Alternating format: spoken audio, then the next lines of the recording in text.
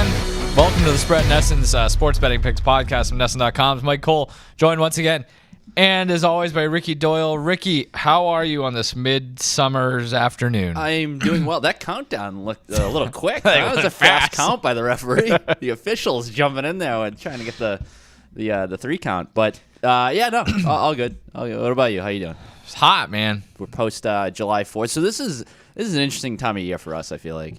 Because it is like you and I specifically, general us. Yeah, I guess, but I mean as content creators. Yeah. Right? Because it's like you're in the dog days of summer. It feels like there's like nothing really going on, but sometimes that's the hardest time because you're still trying to feed the beast. Not only and you're also planning ahead to like some things. That's the thing. It's like a duck, right? With the feet flapping underneath the water.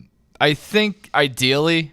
Aspirationally, it would be a time for all of us to take a little bit of a reset. Flip the switch off. But the problem is like when you work at a company or in a market like we do, where there's always a lot going on, people look for these soft spots in the schedule to be like, let's get this done while we can. So there's no such thing as a soft spot. Yeah. So it's always looking forward, always moving forward. This is probably a conversation that'd be even more interesting. That's assuming this is even interesting at all in a city like Cincinnati, sure, or Kansas City is always the one that people default to. Like where the sports appetite just isn't as strong. Yeah. It's not as there's not as much to choose from. That must be delightful. But then again, they don't have.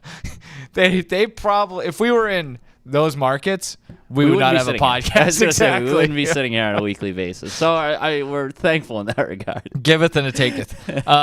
Like I said, it's hot out there. But I say that because like we're coming up with the show this week. Yeah, where do you want to go? Well, that's why we're about to talk about weather again. Yeah, which is always our default. We're in the middle of a heat wave. Maybe not even a technical heat wave. It's soup out there. Yeah. That reminds me. Yesterday, we're not going to talk about what day it was exactly.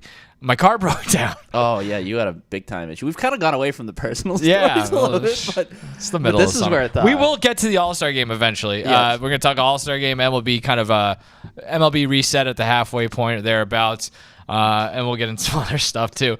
My car broke down. I was walking around Watertown yesterday, just, it's like walking in a sauna. It is bad news. One thing, too, this is actually a potential content idea. Just get people on. I don't know how we make this part of our own content, but, like, talk to people in other professions just about their jobs. So I had to get That is, like, Ben, I hope nobody steals this that they're listening, but I've long wanted to do a podcast or something where it's just, like, you talk to people who work odd jobs specifically.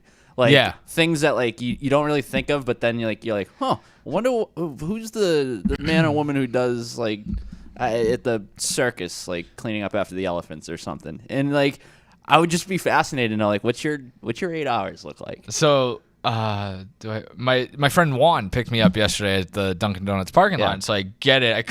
First of all, that is just no good way to climb into a truck like that when you work at a computer all day. You're just like, let me get up here. Yeah, no, I'm good. I got it. Yeah, I'm step stool. Yeah, exactly. Yeah. Just like jumping up and down.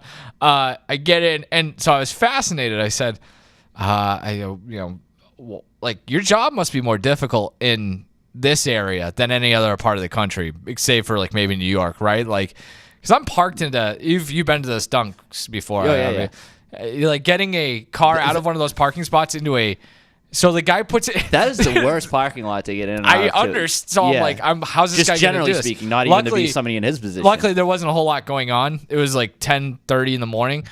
So he pulls in and he gets out. He gets into my car, puts it in neutral, and he just pulls it back. Pushes it up the ramp, and as he's doing it, I go, I'm like, you want any help? He's like, nah, I'm all right. I'm like, okay, well, sure. I'll go stand over here with my thumb up my ass. And he puts it right up on the thing. And it worked out pretty easy, but like, whether it's tight parking lots, streets, imagine that in the winter where there's snowbanks everywhere. That is a tough job. So I was asking him about it. And I've noticed this now twice in the last, let's call it 3-4 months. What's like the protocol if you come upon somebody who is like in the midst of pushing their vehicle into like off to the side of the road or into a parking lot? Because I got out, not to pat myself on the back here, but I saw this guy struggling. It was just him, and I'm like, I got to give this guy a hand. So I did, and then somebody else got out. But like, I don't know. You're in the flow of traffic and stuff, and like, Are you? Go ahead. No, but then it happened again yesterday, and I was in a weird spot with the green light, and like I wanted to get out and help him, but like I would have just created more chaos. That was me. So yeah, so like I was in the car. You should have helped me. Yeah, so it's I don't know, like what's the right thing to do? I don't know. Are you familiar with Belmont Center? A little bit. Where it goes under the underpass. Where I do. Yeah. You know how that's the worst intersection in America? Yeah, sure. My old car, the gas gauge was porked, didn't work. So it's like as long as I keep a half tank in here, I'll be all right. But like when it gets down below half to a quarter tank, it's very unreliable, the gauge. Ricky, I am not kidding you. We could go out there with a compass, some yardsticks, some measuring tape. You could not find the middle of that intersection better than I did when my car turned off. This is like swinging back and forth like a canyon. I was in the middle of the intersection. I'd gone through under the bridge, and it's just for people who don't know. There's like this intersection that doesn't have any stop signs or stoplights. It's kind of just it's free for all. It's chaos.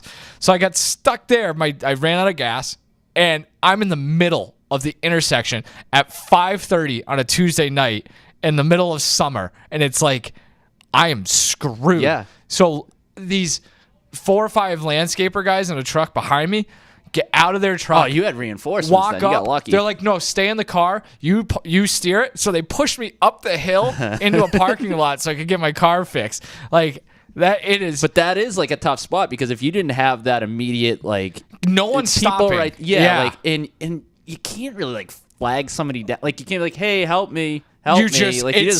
You call AAA or whatever. It's the most defenseless feeling you've ever had in your entire life. Where you're just like, if I die right now, it would be an upgrade. I would be happy. So, yeah. We pushed through. Bit of a. Yeah, so like but like it's hot out. So I'm walking yesterday. I'm sweating. That's the other thing. You come into the building and you're just like. Luckily, I wore a black shirt yesterday, so you can't not sweating through it. But like I was thinking about it coming back in. I'm like. If I was wearing something else, like start sweating through, I'd have to put on like the irony is you got to put on like another layer to cover up that layer. So like you're walking around, people, and then you get Joe Schmo in the coffee room being like, "You get cold?" You're like wearing a hoodie. It's like, no, dude, I'm sweating my ass off, but I don't want people to see it because I'm disgusting, and I got to go to a meeting. Too. Yeah, I know that's the other thing. There's certain parts of the building where it's you do have cover here, yeah. So we have sufficiently killed some time to just shoot the breeze here. A breeze would be nice, is I guess the hot. All-Star break coming up. What we're getting at is we're in the throes of summer. Last week was our 4th of July cookout episode. This is kind of the summer activities. I think we had a summer celebration when the summer started. Now I guess we're into midsummer. Big summer, guys. Midsummer lasts about a month and a half. Got my pool fixed, or got my deck fixed. That's a whole nother thing we can get into at some point too, if you want to talk about contractors and builders and stuff like that. We're getting there, but it's hot. There's not a lot going on. I think Did we mention it's hot? It's a good time to reflect on what we've seen so far in the Major League Baseball season. I guess locally we could start with the Red Sox. Things are going pretty well for the local 9. Yep. This is, again, we're recording this on, I don't even know what date it is, but the Red Sox won last night. They're in the midst of a series with the A's. They are 10 games over 500, give or take 1 or 2 by the time you listen to this. 9th best record in baseball. They have a plus 39 run differential, which is 10th best in baseball. Fangraphs projects them to have an 86-76 record, which means they just go 500 the rest of the way. 49.4% to make the playoffs, 2.2% to win the World Series. You go back, I think they are, 28-16 over a 44-game stretch since May 19th, tied with Cleveland for the best record in the bigs over that time. You go back to before that started, they were 22-24 with just a 17% chance to make the playoffs. That's a long way of saying, are you buying into this team? I know FanDuel seems to be. They are minus 102 to make the playoffs at FanDuel with the current win total set at 86.5. Yeah, it's been kind of interesting to see how the odds have been. I guess we should talk odds at some point, right? As a sports betting podcast, I'd rather just talk about talk about temperatures. No, it has been interesting though to see how their playoff odds and their win total has changed over the course of this season. I mean, if you want to get really, really weird to win 90-plus games, they're at plus 250 right now. I like that more than any of those other things I talked about. So I guess where I'm at is, I mean, I'm kind of buying it a little bit, and it's largely because I have questions about the rest of the competition as it relates to the wild card race. Can I be unfair? Sure. Like, I don't know if I totally buy into it, but I think they should. Yeah. Like, did we talk about this last week? Did we talk about maybe this was off air? I don't know. I think there's value in trying to go for it, whatever go for it means, without completely mortgaging the future, and like learn how to play in those games. I think that was an important step for like the 16, 17 team to get get their faces smashed in the playoffs before they could break through and win in 2018. Yeah. I think there's value in that, and if you can do it without mortgaging the future, I think you should at least look into that. I think if you can't do it without mortgaging the future, then the conversation gets far more difficult. They do have the 12th toughest schedule left, but to your point, like, excuse me, everyone kind of sucks. So yeah, so that's my thing. It's like they're, as of this recording, in control of the third wild card spot in the American League, sitting behind the Yankees and Twins, ahead of the Royals, Astros, and then you get down to like the Rays, like yeah. I don't know. They got Royals scare you? They have 6 games of the Royals the rest of the way, so that's where it's going to be big one, weekend I guess, coming up. That's another thing. They're in the midst of a pretty big stretch here before the All-Star break. Dodgers so I know, and the Yankees, I know we're kind of getting ahead, and you know we'll talk a little All-Star game, home run derby and stuff. But like they have to finish this first half strong. But that's why what they do this week could play a large part in what they ultimately do. I think the league, just as it is right now, like you just kind of have to tread water against really good teams and make hay against bad teams. And like I said, they're 10 games over 500. If they go 500 the rest of the way, that's 86 wins. Last year, that wouldn't have gotten you in. The year before, it would have. So you're right in the picture if you can just play 500 the rest of the way.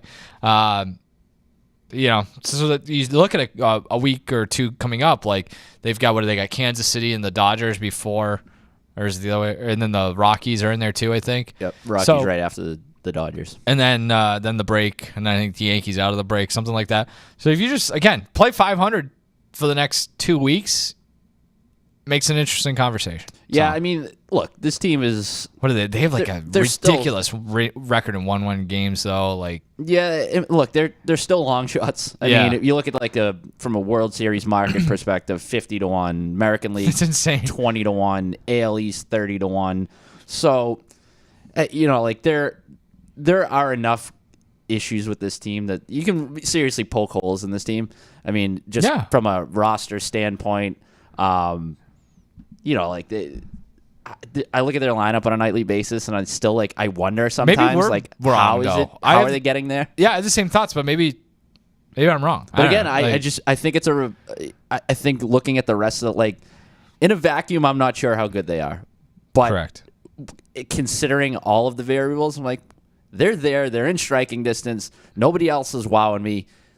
Let's go for it. And I don't mean go for it like you said. I don't mean go for it and load up on rentals. Trade Marcelo Meyer for for 3 months. Not that by any stretch of the imagination, but I think this team has proven that they're worth adding some pieces, even if they're just ancillary pieces. I agree. Yeah, I do Shocker. hope though that there is a commitment to picking a lane one way or the other because, because we've seen in recent years that they've sort of tried to walk that fine line, and I mean it's difficult to do. And I mean you could argue that I don't know what year was it? Was it 2022? I think it was 22 where there were some guys they clearly should have traded in hhindsight. That was the year they were in Houston. But they also made a couple savvy moves, and they brought in Reese McGuire, and they brought in Emmanuel Valdez and William Abreu. So some of those moves are actually paying off now for this team. So it's hard to fault it too much. But it's just a tough thing to do, and it seems like everything Craig Breslow has said that he intends on picking a lane. So we'll see what it is. I don't think the Red Sox are in any of our picks that we're about to make, though, are they?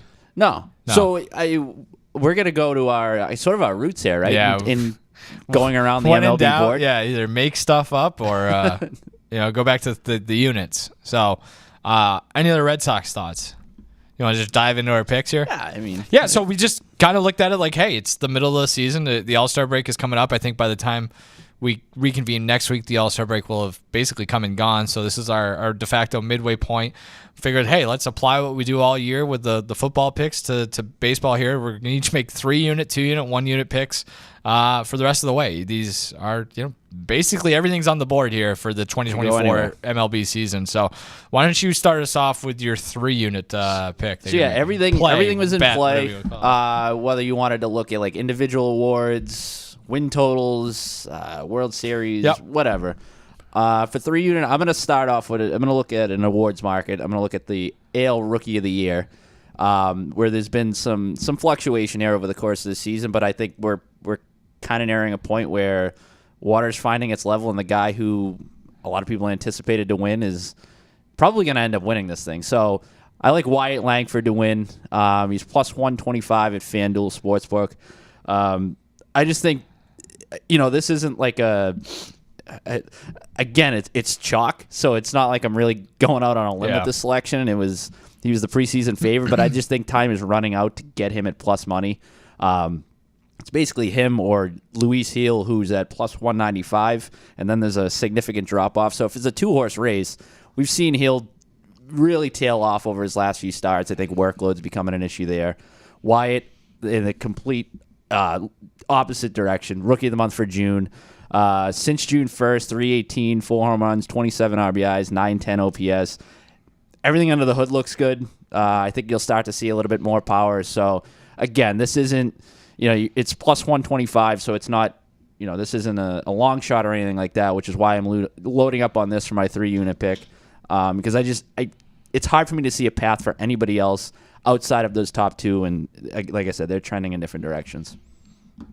I don't have a whole lot to add to the American League Rookie of the Year discussion. I like that. And his name's Wyatt. So yeah, Wyatt Langford. I think there is something that is tangentially related to that I also have on my card that we will get to shortly. Is it NL Rookie of the Year? No. It's. Do you have any thoughts on that? Paul Skeens. What's Skeens' number? Paul Skeens right now for NL Rookie of the Year minus 350. Yeah. At FanDuel Sportsbook. Jackson Merrill plus 320. Shota Imanaga, who is leading for a little bit there, he's fallen off. He is 20-1 now. I don't hate Jackson Merrill if you want. Merrill's the play. Buy some stock there. Let's do a quick diversion here. Paul Skeens 50-1, NL Cy Young. Is it worth at least some pizza money? Can he get enough innings? Do you think? It's my thing. I don't know if the innings are going to be there. Like, what does he have to get to? Like, he's got 59 innings. Like, somebody like Chris Sale even, I think, is over 100. Like, he's got to get to 150. Can he get there? I don't even know if he can get there. I think they'll probably cap him at about 150, That's the thing. That's the other thing. Right? I don't think you're going to... Like, if he pitches this way, if I think he's you're like... going to get some extra off days here and there to try to... He's 12-0 with 11 strikeouts per 9. Is there any shot that it happened? Probably not, I guess. That's why he's 50-1. No. I mean, I don't really have the appetite for it, but it will be interesting, though, if the Pirates stay in this playoff race, how they manage his workload. I mean, as of right now... are they really in the playoff race? I mean, they're 3 games back in the NL wildcard race. Yeah. I mean, they're under 500, 44 and 47, but again, this is kind of the same thing with the Red Sox. You want to talk about a lineup? There's a lot of... Like, just look at some of the teams that are in that mix. Like, in the NL, too. I mean, would you say that the Red Sox, the win total was, what, 86 and a half? 86 and a half. Like, you win 86 games in the NL, you're probably getting in. Yeah. The NL has been a little easier to get in since the playoffs expanded. Right now, the 3 wild card spots occupied by the Braves, Cardinals, Padres. Then there's the Mets, who they had their little grimace thing going on. Diamondbacks, Giants, Pirates, Reds. Like, a lot of these teams are within striking distance. The only teams that are really out of it are the Marlins and the Rockies. But I guess again, like I was saying, I just what do? You just give Skeens an extra off day here and there, between starts, and see how long you can length it out until you get to the 160 innings or whatever it may be. So Christopher Sanchez 100-1. Yeah. I like how I was all in last year. I had what's his face? Do you have an NL Cy Young? Is that on your No, ticket? it's not. Oh, That's no. why I asked you. I had Thought maybe you were getting at something. no. Well, no, I saw You're the setting number. me up to be like, no, wrong. I saw the number. And I was like, I had Spencer Strider last year at a really big number. So I'm trying to find another thing like that it can keep me afloat to the finish line. Obviously, that didn't get over the finish line, Yeah, but it should have. I'm still got a hair across my ass over that one. I had a Tyler Glasnow future coming into this year. It looked good for a little bit, but he's now on the IL, like everybody else on the Dodgers staff. Yeah, it's 27-1 right now. So, all right, my 3-unit play. I'm stealing your thunder. This is a dick move. Any player other than Aaron Judge to win American League MVP plus 230 at FanDuel. I like my bet better. I like mine better. What's your 2-unit play? Wait, what was the number you got? Plus 230 Plus 230 for the any field for the outside field. of Aaron Yeah, Judge. and I like Gunnar Henderson as my 2-unit to win AL MVP. I know. Yeah. What's the number? Plus 350. It's not a huge difference. Why wouldn't you just take the field? Who else is? Who do you think is aside from Henderson has a shot at taking down Judge? Bobby Witt? 20-1 right now. I just think he's got a lot. I mean, he's got a shot. You asked me a question. Sure, he's got a shot. I don't like it. I don't think he has a great shot. Injury protection here. So I know you.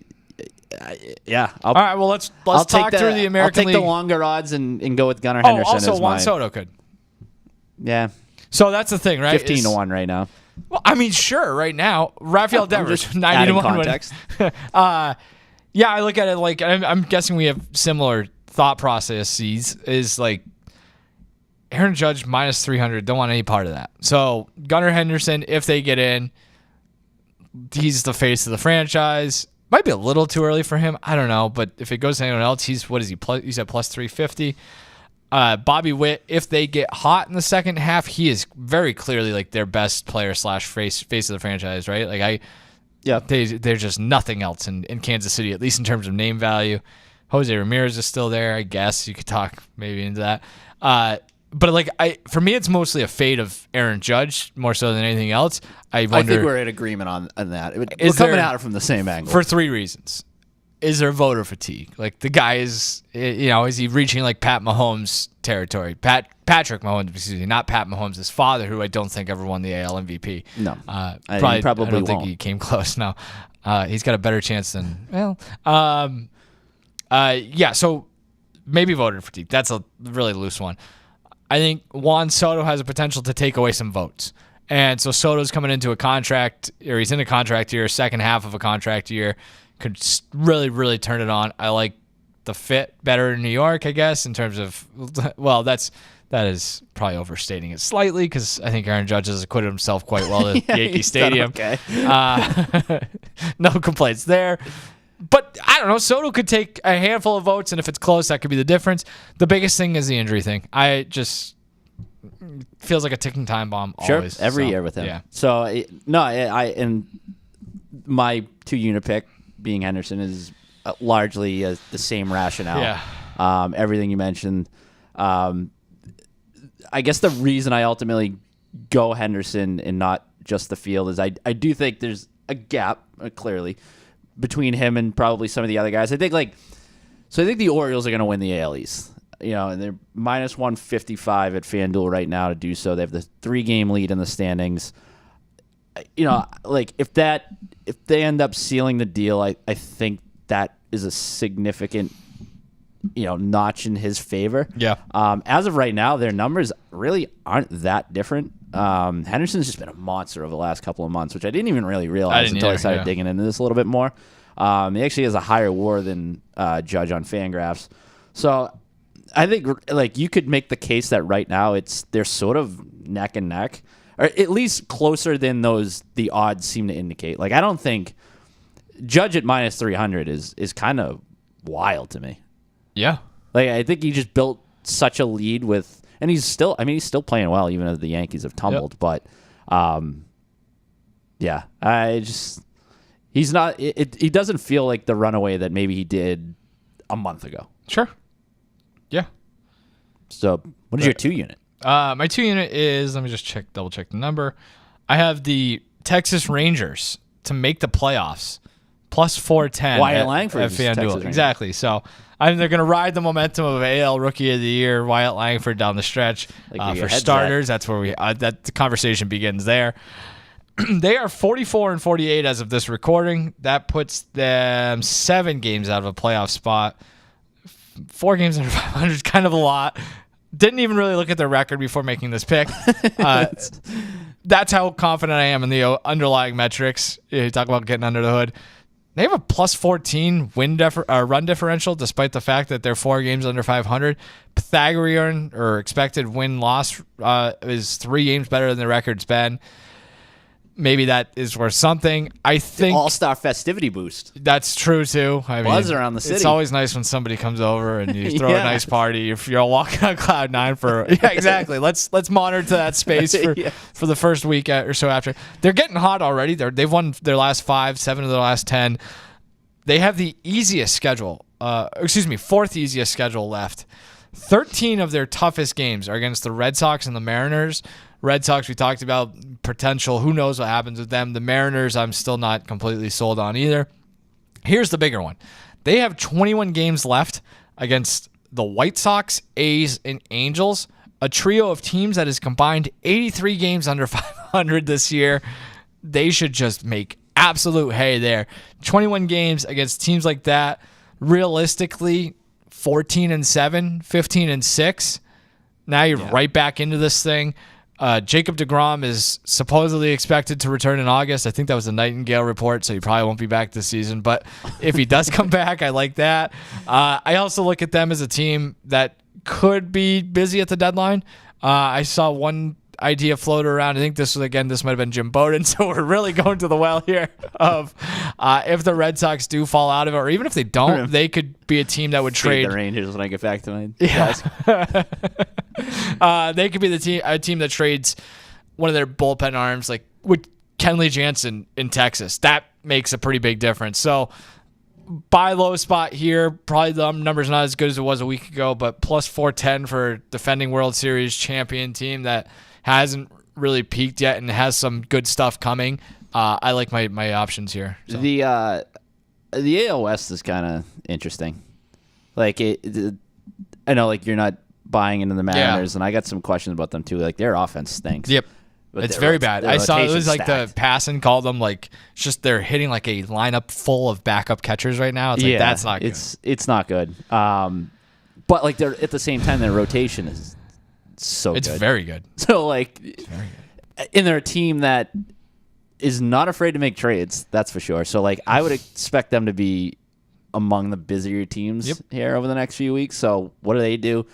The Astros, like certainly not writing them off. Like it's an interesting division. No arguments here. I gotta look into that. Seattle actually has the second easiest schedule coming home too. So The post All-Star festivity, like how does the team that hosts the All-Star game, how do they perform in the second half historically? yeah, I mean I'm gonna do that. So next time, once we get past this heat wave and the weather cools down, It's not cooling down for a while. so it gives me some time. Yeah, plenty kicking of the time. can down the road. But unless somebody else out there wants to look into that, I'm not going to. So. Okay. What's your 1 year to play? want you to play. So now I'm gonna flip over to the NL West. We haven't talked much about the NL here. The NL West. So we're going to go National League. I'm going to take the Padres I changed this up a little bit. I know I started talking about the Padres before we came on here. Yeah. And maybe I look at their NL odds or World Series odds. But I'm going to get them to reach the NLCS Wow. at plus 750 at FanDuel Sportsbook. Interesting. I think I just wanted to sprinkle a little something on like a second tier NL team beyond the Dodgers and Phillies. Like, so you're getting to like the Braves, the Padres, the Brewers. Braves, something feels a little off there. I mean, obviously the injuries, but they're just kind of a shell of what they've been in years past and will probably be next year. I mean, they'll be right back on the horse. And I just prefer the Padres to the Brewers. Like, this feels like maybe AJ Preller's last stand as GM. Like, he might be like navigating for his That's a job. good point. That story was in the Athletic. That he's It's just it's not good. Like Morales was him, right? Like that was like 2 years ago. It feels like. yeah. Why is he still there? Well, like, I mean, it constantly they've just been shuffling pieces in and out. Yeah. And so, like, from a talent standpoint, I feel like they were probably more talented a couple of years ago when. Oh, that was last summer. Was it last year when they Jesus never Christ. really got going? And then the year Yeah. before they, or is it 21, they collapsed down the stretch. They built a big lead and they kind of just fell apart. So it's one of these things where it's like, maybe I almost feel like there's a little like post-hype fatigue with them. Yeah. Like you just like kind of write them off, but at the same time, I mean, there are some pieces that, you know, if you get Joe Musgrove back, I don't know what what his deal is. I mean, he's on the restricted list now. He's had like 3 different injuries this year. Let's say you get him back. Like there's a path there for their rotation to be really good. The offense obviously is good. They get the 8th easiest schedule.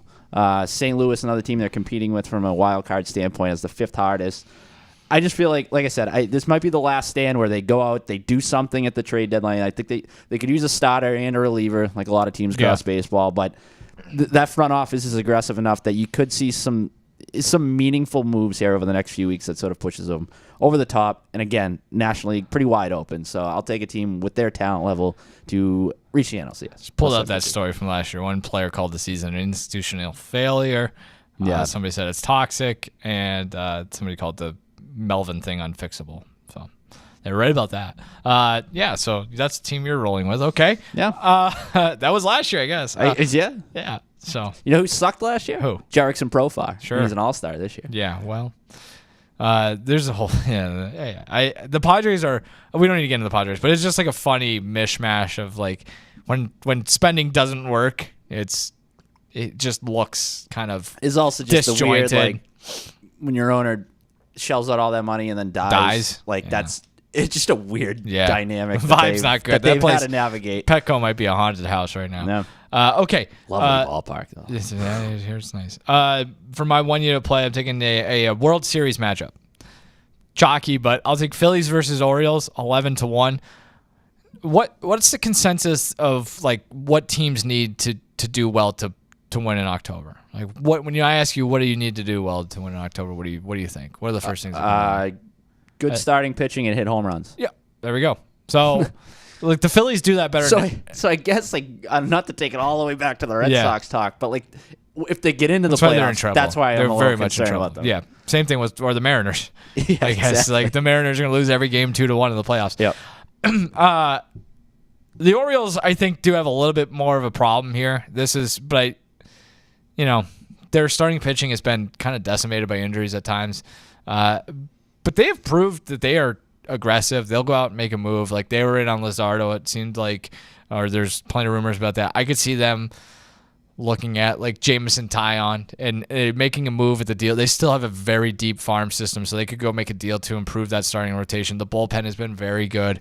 It sounds like they could be on the verge of calling up their top pitching prospects, so maybe that's a shot in the arm. I think Chase McDermott. He's got 121 strikeouts in 83 innings AAA this year. And offensively, I mean, they're a wagon. First in expected slugging, first in hard hit percentage, third in barrel percentage. Probably a little early for them to win it all, but I could see them winning a pennant and kind of then getting trounced by the Phillies. The Phillies just kind of feels like they're a year. There's just, like, you look at that rotation, it's just like I know Wheeler. You almost forget about a guy like that. I don't know how. Maybe that's a me thing, but they've built a really good rotation. What was the biggest knock on Dave Dombrowski for years?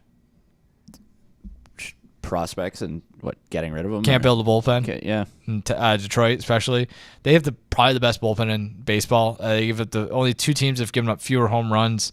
No one strikes out more batters for 9 innings than that bullpen. They also haven't had to use the bullpen a ton, so they're well rested. So Gotta say that's a team that could also make a significant splash. Like they 100%. They don't necessarily need to for all the reasons you're listing, and like they're ahead of the pack right now. Yeah. So you could just stand pat and you have pretty good World Series odds. I mean, what are they right now? They're the it was like 7-1. Is that it? uh, Second or third best. plus 480. Oh, Only the Dodgers at 3-1 have shorter odds. But yep. anyways, they don't necessarily need to make a move, but I think Dave Dombrowski has shown that he's willing to give up some pieces if it's he like senses it to go now. Kenley Jansen type of, that sort of major splash, whoever the equivalent is of that, or maybe it's him specifically. Yeah, and I mean, just making a very good group even better. They've got superstars everywhere, so I like that team a lot. So big, really going on a limb there. But 11-1 feels, I'll take that. So. Yeah. All right, All-Star break is basically upon us. It's almost here. Home Run Derby's coming up. That's always a fun thing to talk about. We are going to try to do a betting Might breakdown. have overplayed our hand here. I misread an email. I misread another story when you asked me, is the field set? The field is not set. There's been a lot of emails There's flying been a around lot over the of last stuff couple going of on. days. A lot of messages. A lot of Teams messages. So Verbal messages. This thing's going down at Globe Life Park, right? Is that what it's called in Texas? Great home run park. Slight advantage to left-handed hitters. Not a whole lot. I went through a whole chemistry experiment last year to come up with a winner for the home run derby, and it spit out Adolis Garcia. And I think he had the worst home run derby of anyone. But it means that I have to go right back to the well this year. One number I'm really, what's that? No, I was gonna say. So what's the formula now? So I'm looking at You're like, that tastes like crap. I like this stat EV50 at Baseball Savant. It's basically like the average exit velocity of your 50 hardest hits, or it's something like that. I'll double check that. But anyway, Gunnar Henderson is maybe the pick here. I don't think he'd be the favorite. I think Pete Alonso would be the betting favorite. It does kind of feel like he is like the Dominique Wilkins of the home run derby at this point, where it's like a very good player, probably doesn't get enough credit for how good he actually is, but he's really good at this one specific thing that nobody else really cares about. I would look, this is not a part of my numbering, or this is not necessarily part of the model. Alec Baum, if you're looking for someone with a home run derby, a guy with the last name Baum feels like a potential choice here. Again, we're not even, the field isn't even filled out yet. So like I have to imagine there's going to be a Ranger added to this. And then maybe, like a Ellie De La Cruz, or perhaps an O'Neal Cruz, who would be actually a pick of mine because his EV50 is very high. So I am interested to see how does Jose Ramirez approach this. Does he hit left-handed or right-handed? Yeah. He hasn't made a decision yet. It sounds like he should maybe hit left-handed. So I believe he batted right-handed in 2022. How'd that go for him? And he lost in the first round. And I think that was all because of a thumb issue. That he needed to bat right-handed in order for. He probably shouldn't have been in the home run derby. Probably not. You probably should have taken the Rafael Devers route and just skipped the All-Star game altogether. But the numbers suggest that he's a much better power hitter from the left side. So, got to think, will he do that this time? But did you say that the park is more favorable for right-handers? For left-hand. Oh God, I'll double check that. Now I've already forgotten. No, it's negligible. Like, it's not a huge. Anyways, just to get it out there, as of this recording, this is over a 3-year rolling average. The ones that we know are the participants: Gunnar Henderson, Alec Boehm, Pete Alonso, Bobby Witt Jr., Marcell Ozuna, Jose Ramirez. It's not a great field. Marcell Ozuna kind of. You know what I worry about with him is maybe the conditioning relative to somebody like a Bobby Witt. Yeah. Because this new format, which again they're switching again, they're changing up the friggin' format again. That now it's pretty similar to what it's been the past few years, but then first round's not going to be the head-to-head bracket. Yep. Top 4 advance. Now they get the max on the pitches that a hitter can see per round. I have this too. It's so convoluted. So it's 40 pitches per round, or 3 minutes. 3 minutes, yep. And then I think maybe the final gets down to 27 pitches. 27 pitches or 2 minutes, yep. So following this thing is a chore. Like I always think like, what's my dad gonna think watching this? Here's how I think. His head's gonna be spinning like an owl. Here's how I think they look at it. Like, I think there's just like nobody cares. They're just gonna sit here and watch guys hit. You're gonna be distracted by the fact that the guy just hit a ball 494 feet, right? Yeah. That is the one thing I do miss a little bit is like now balls go out before. Yeah. Like it doesn't even land, and Right. the guy's swinging again. Like it's almost too quick. Yeah. It's too fast. Like, yeah. can't find a happy medium. Which is with like this there thing. are people complaining about how fast games are now. It's like, all right, I kind of feel bad for baseball. Or you're just like, yeah, this is nothing. Damn if you do, damn if you don't. Do you have a pick for the home run derby? Is anybody? Are you gonna take somebody off the board here? Who did you pick? I think I'm gonna go with. Again, we don't have the actual odds, so it's Yeah, tough to make that I guess I'll go with determination. Gunnar Henderson. All right. Yeah, and I don't want to take Alonso because it's a boring pick. Yeah. Give me Bobby Witt. Sure, I think it's Bobby gonna be one Witt of those. Jr.. Yeah, those young guys, they're gonna actually care. That's a good those two players right there. Yeah. I mean, I already hit on it with the MVP stuff, but like that's a good toss up. Yeah. Like, who would you hitch your wagon to over the I- next 10 to 15 years? For me, it'd be Gunnar Bobby Henderson Witt, or just Bobby 'cause I Witt. think I have a weird infatuation with how much he looks like a baseball player. So Yeah. it's like that guy's. He's That's the guy I want for good a fielder long, too. long He time. is like yeah. if you just made Yeah. a baseball player in a factory or something. There's like a whatever. There's a book I read about. It was a fictional book about a guy who played on the Royals. I'm gonna look into that. But it's like Yeah. basically now Bobby Witt that guy's come to life as Bobby Witt. So You'd ah, fit in perfectly with the Orioles and their aesthetic. Oh yeah, 100%. Yeah. But the Royals have great aesthetic too. That's true. So, or at least Bobby Witt does as a Royal. What do you think of the home run derby in the All Star game? In general, Yeah. I enjoy it more than I probably should, to be honest with you. Yeah. Like I really like the all. It maybe has lost a little something over the years, but like I've always enjoyed the MLB All Star Game because you know what it is, and like I don't like I've probably said this before, but like you can't really fake baseball. Like Yeah, it's like in a- like basketball, it's like nobody's playing defense and nobody's tackling in the Pro Bowl, but like baseball, it's like. I mean, what are you gonna do? Just come out and throw 40 instead of 95? Yeah, Like, it's good stuff because like the hitters don't particularly care about that, but they'll still try to hit it. It's kind of like a sandlot game at a Yeah. certain point. well, that's the other thing too, right? There's like baseball is such a one-on-one sport Yeah. within the team Right. aspect of So it. you're just like, that, well, I might as well try here. yeah, I might as well try. And like, I gotta think there's some guys that like, you know, like I want to take this guy deep. Yeah. You know, like yeah. I want to show that I'm better in this one-on-one matchup. Yeah. And there's not a whole lot of physical drawback from trying hard, at least as a hitter. Pitcher is a No. little bit different, but yeah, you're like, well, what's the worst that could happen here? I'm going to get back on a private plane tonight and go Exactly. home. So, yeah, I always watch it despite not being very excited about it anymore. I think there's a lot of stuff in sports that has been ruined by materialism, by manufacturism, capitalism, not to take like a hippie holistic view to the All-Star game, but like it just doesn't feel the same for me anymore, which I guess is maybe more of a reflection of how I feel about life in general, perhaps. Just some soul searching here. You all right?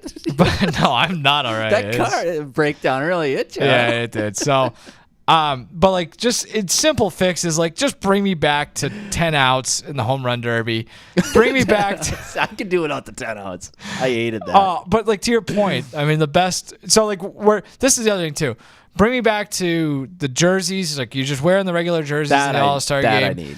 Bring me back to whatever happened in '99. And so is that like, is that I just have a fond recollection of '99 because I was 11 years old and it was the best time of my life, and I just apply that to staring you yeah in the exactly.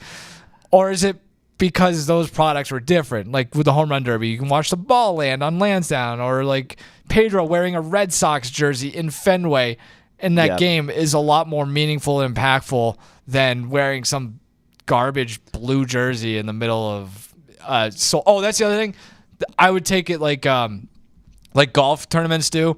We're having a rota here for stadiums. It's not going anywhere other than like Wrigley, Fenway, Yankee Stadium, PNC, like the nice. If you're a new place, you better look nice, not this nondescript crap that we're going to this year. So Yeah, the one other thing I think is like another layer of it is it felt like years ago you kind of like you built like a familiarity with the star players that then like they came together Yeah. and it was like it felt like summer. It was like, oh hey, Yep. here we are again doing this. Like this is great.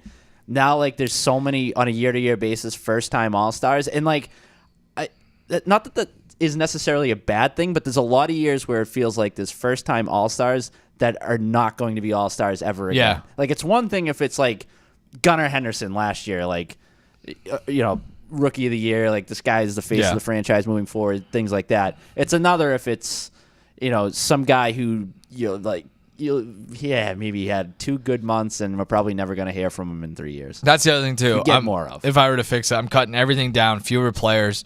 They're going to get more money. We're going to incentivize guys to play. It's with the golf thing, too. Yep. Shorter, smaller fields, more money. Give me stars. Because now it feels like when I was not even younger, just like 10 years ago, it was, hell yeah, the All-Star Game's on tonight. This is a rite of summer. Now it's just like, well, it's Tuesday in July. There's nothing else on. I might as well watch 3 innings. So that stinks. We never got to it. We'll leave it in beta for next year. Paul Bunyan or Johnny Appleseed in a home run derby. Who you got? Give me Appleseed. Appleseed. Give me Appleseed. Johnny Appleseed has. Bunyan will wear himself Bunyan's out. got massive forearms and biceps. He's going to hit the ball a mile. He's used to swinging axes and tree trunks around. I agree. He's going to get tired. I think Johnny Appleseed has got some strong wrists, some strong hands. I think he's got the stamina. He's walking around the country left and right. I think the 40 pitch limit would be detrimental to Bunyan's accolades. I agree. So that's asked. Go watch some dingers. Go Tall Jacks Taters. Go watch the home run derby in the All-Star game. Ricky, happy midsummer. Stay cool out there and stay cool. Stay out of trouble. All right, cool. That's Ricky. I'm Mike. This is The Spread. Thanks for joining us. See you again next week. Goodbye.